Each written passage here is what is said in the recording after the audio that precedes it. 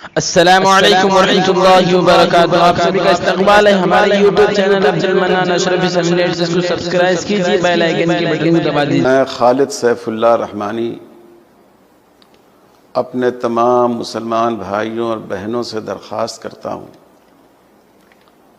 کہ اس بار رمضان المبارک ایک خاص صورتحال کے ساتھ آیا ہے۔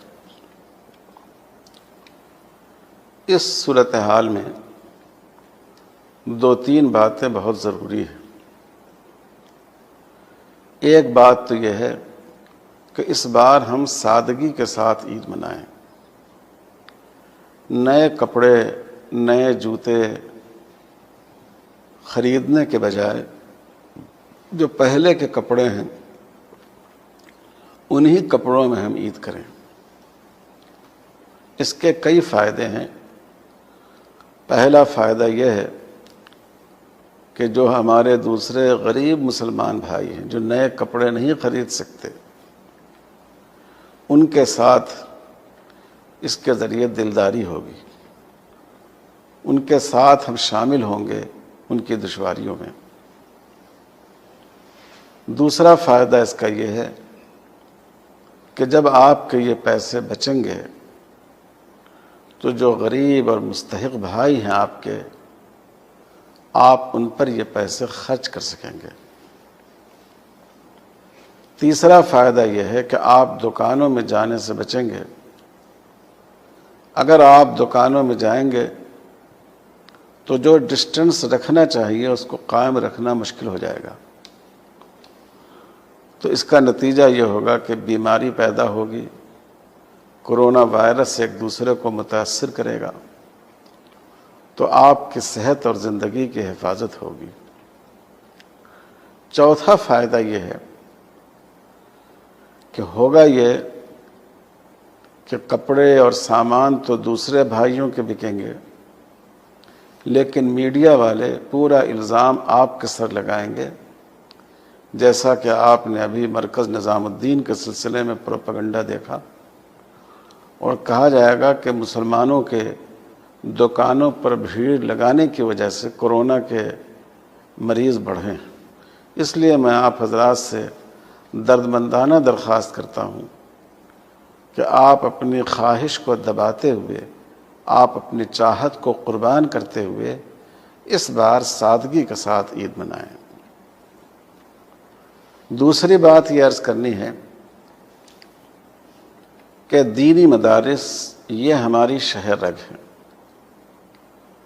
ملت کا دینی وجود مدارس کے دم سے قائم ہے۔ امام ہو، خطیب ہو، داعی ہو، مبلغ ہو، واعظ ہوں، مفتی ہوں، قاضی ہوں، اسلام پر لکھنے والے مصنف ہوں، اسلام پر ہونے والے اعتراضات کا جواب دینے والے ہوں، بچوں کی دینی تربیت کرنے والے ہوں، ان سب کے لیے ہمیں افراد دینی مدارس سے ملتے ہیں۔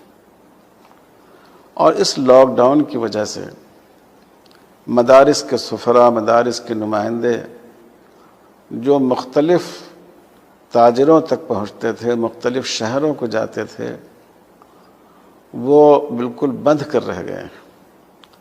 آپ ہی کے تعاون سے یہ ادارے چلتے ہیں، اور جب لاک ڈاؤن ختم ہوگا تو مہنگائی بھی بہت بڑھ جائے گی۔